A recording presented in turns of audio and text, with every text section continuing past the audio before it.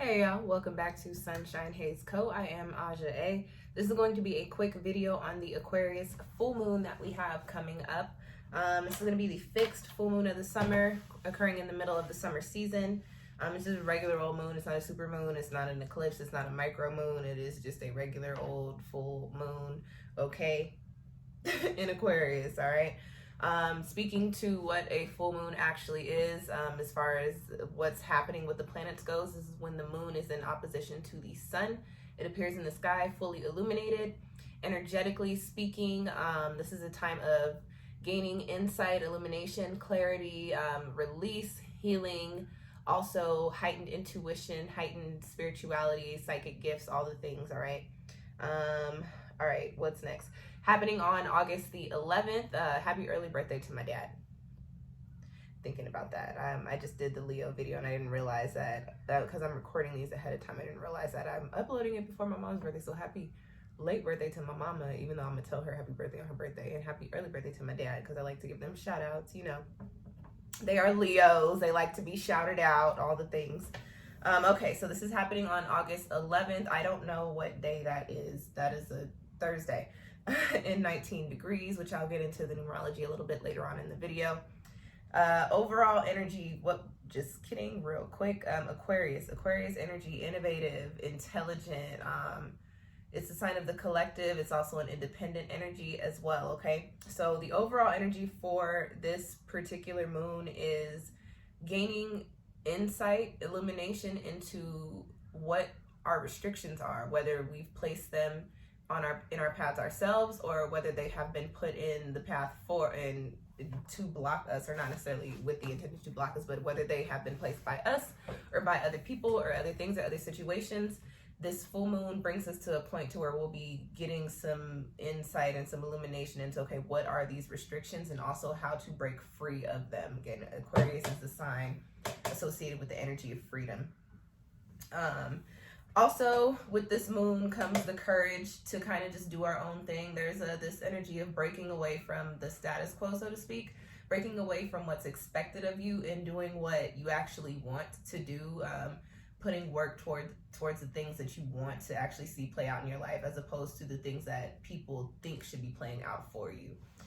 What else? Innovative changes to our process, because we're dealing with the energy of innovation with Aquarius here. So anything that you want to achieve or that you want to see play out, what's going to be happening over the next couple of weeks is you're going to be starting to see, okay, this is how I've been approaching this in this way, and it's either not been working or it's been working a little bit, but I'm not seeing the results that I want to see. So let me come up with some interesting or exciting new ways to approach this point so that I can actually achieve the goal that I have put in place. And also, because Aquarius is a sign of the collective, this is also a time where you're going to be looking at your connections to people in your communities, or looking at your connections to certain or specific communities, and doing some cord cutting, doing some cord cleansing. You can't take everything with you into the new chapters. Everybody cannot have a seat at the table, and that is really what you're going to be looking at over the course of the next couple of weeks, is who can rock with me in what I'm about to have going on. Who do I want by my side, or behind my back, not in a bad way, but who do I want to have my back or by my side in this next chapter of my life? And having those aha moments, those realizations, and then figuring out how to move yourself away from certain situations or certain energies. All right, let's talk about the aspects. So there's just two aspects here that I want to talk about, major aspects being made to the moon. We've got a conjunction to Saturn, also in Aquarius, and we've also got the moon making a square to Uranus, which is interesting because although it's making a square to Uranus, rules Aquarius. So Aquarian energy all around, all right? And Saturn is also one of the rulers of Aquarius as well in one of those astrological systems, right? So the conjunction to Saturn brings in, as I was talking about, getting an idea of, you know, what it is that you want to do, the freedom to do your own thing. This Saturn conjunction brings in this energy of, okay, I'm about to get serious about the things that I want to see play out for myself. No more playing around, no more just thinking about it. I'm actually here to put in the work. I'm actually here to figure out how to put in the work and how to achieve the goals that I want to achieve. What else? Two things here to keep in mind with Saturn. Saturn is kind of a tough energy, so there's also this energy of harsh criticism or harsh truths coming to the surface, and also tough criticisms, especially self-criticism. So just be mindful of that, especially if you're starting to feel really down on yourself. Remember that we've got the moon doing things and you're going to come out of it.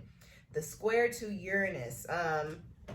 Uranus is the Aquarian planet, so it is a planet of individuality. So there is an energy here for us to focus more on our individual needs, as opposed to what other people want us to focus on or what we feel we should be focusing on. This is a time for us to be kind of selfish, and Aquarius falls underneath the Leo lunar season, and I hate to say this about the fire signs, but selfishness is a fire sign quality.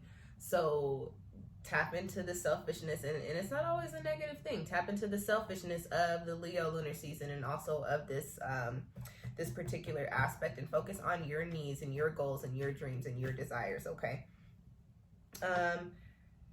This is a square, so there's a little bit of bad or negative energy that comes with a little bit of irritability, indecisiveness, and also being impulsive and making moves that you're not necessarily thinking through. This is an air moon, so you need to tap into all of those energies on their light side. Air is the smarts.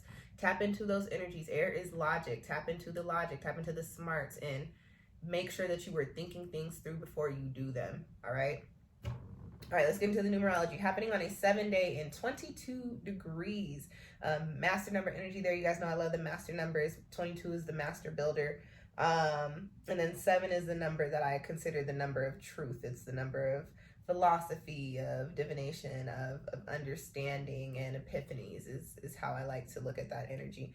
So again, going back to that Saturn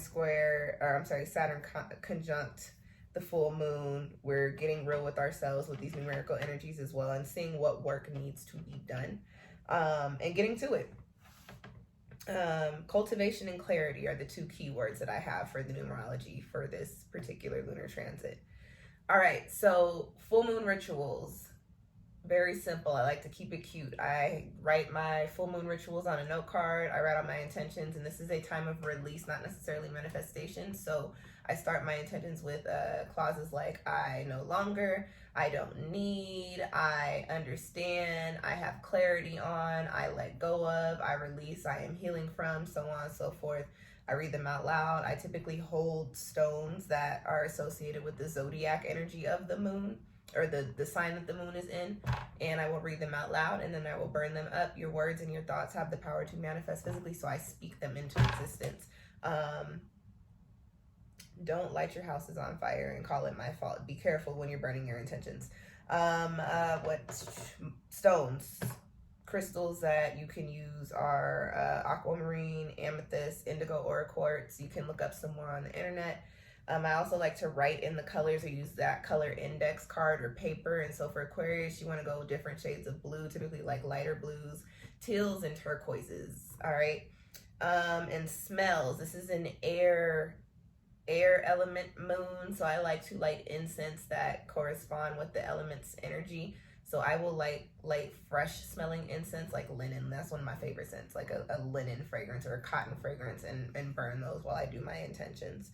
And you can also incorporate the element energy by going outside into nature and working it in. And because it's air, you can't really do much other than some deep breathing, but you can go outside and get some fresh air and do some deep breathing. There you go. And that's all I got for you guys. So just to wrap this one up, this full moon is all about gaining illumination and insight into where our restrictions are, getting an idea of the type of life that we want to live, sans influence from other people and society, and figuring out how to achieve these new wants and goals and desires in our lives, and starting to do the work in those areas. All right, people that are going to be the most affected by this moon are people. Why do I have two different? I'm sorry, I don't know why I got 22 degrees here. This moon is not in 22 degrees. I don't know why I told y'all that. This moon is in 19 degrees. I think, let me just double check that. Yeah, this moon is in 19 degrees. So next, what I said about master number energy. The moon being in 7 degrees on a being on a 7-day in 19 degrees, you've got 1 + 9, that's 10, breaking down to 1 amplified by 0. So coming into new beginnings. So it's still the same energies, but the number energy is a little bit different. The emphasis here is stepping into new chapters and leveling up and gaining the insight that you need to level up and step into that new space. All right. People that are going to be most affected by this moon are people with Aquarius moon placements in 19 degrees, not 22 degrees, but within the orb. So a 22-degree Aquarius moon does fall under what I'm saying. People with a lot of air, fixed Aquarius placements, 19-degree placements, and 11th house placements. This is a moon for you. Also, wherever you have those placements in your chart or aspects are being made to those things that I just mentioned, you can definitely expect to see some energy shifting as far as whatever that chart governs in the area that it governs in your life, okay? And that's all I got. That's all I got. Thank you guys for tuning in. Share the video with all your astrology friends. If you have any questions or comments, drop them down below. I try to come in here once a week and respond and reply to everybody. What else? If you are not subscribed and you're still listening to me talk, hit the subscribe button so you can watch all the rest of the other astrology videos, and hit the little like button as well if you enjoyed this content. Also, it does help push my content and make it more visible on YouTube, so I do appreciate the thumbs up. Thank you guys for tuning in. Check out everything in the description box. There's probably some links down there that I want you guys to click on or read or do whatever it says in there I want you to do. So check out whatever I put in there. And that is it. I will catch y'all next time. Thank you for tuning in. Peace.